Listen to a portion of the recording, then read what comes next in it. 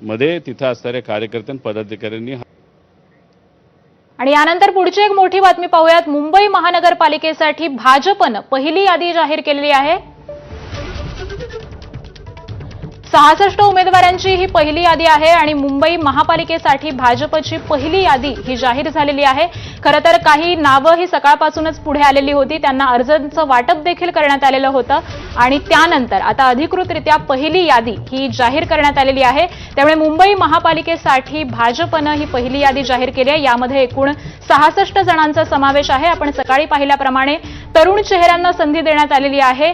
त्यामुळे या भाजपच्या पहिल्या यादीमध्ये आता इतरही अनेक चेहरे दिसणार आहेत। ते नेमके कोण असणार आहेत हे अगदी काहीच वेळामध्ये स्पष्ट होईल, परंतु भाजपची पहिली यादी ही जाहीर झालेली आहे आणि यामध्ये 66 जणांचा समावेश आहे। खरं तर मुंबईमध्ये शिवसेना आणि भाजपची युती होणार आहे, परंतु या युतीची अधिकृतपणे घोषणा होण्याच्या आधीच मुंबई महापालिकेमध्ये भाजपनं आपली पहिली यादी ही जाहीर केलेली आहे।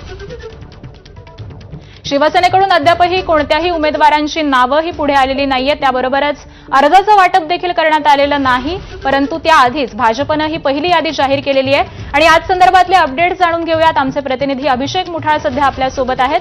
अभिषेक, खरं तर मुंबईमध्ये भाजप आणि शिवसेनेची युती होणार अशा चर्चा आहेत, मात्र असं असतानाच भाजपनं पहिली यादी जाहीर केली आहे। 66 जणांचा समावेश आहे। नक्कीच एकूणच कुठेतरी बंडखोरांना गाफील ठेवत संपूर्णपणे ही भाजपकडनं यादी जाहीर करण्यात आलेली आहे। एकूण एबी फॉर्मचं वाटप हे भाजपकडनं करण्यात आलं आहे। जवळपास 100हून अधिक जणांचं जे वाटप आहे आपल्याला एबी फॉर्मचं उमेदवारांना ते देण्यात आल्याचं आपल्याला दिसतं आहे। एकूण वॉर्ड वाईज जर का पाहायचं तर अनेकांचे वॉर्ड हे आपल्याला बदलण्यात आल्याचं दिसतं आहे।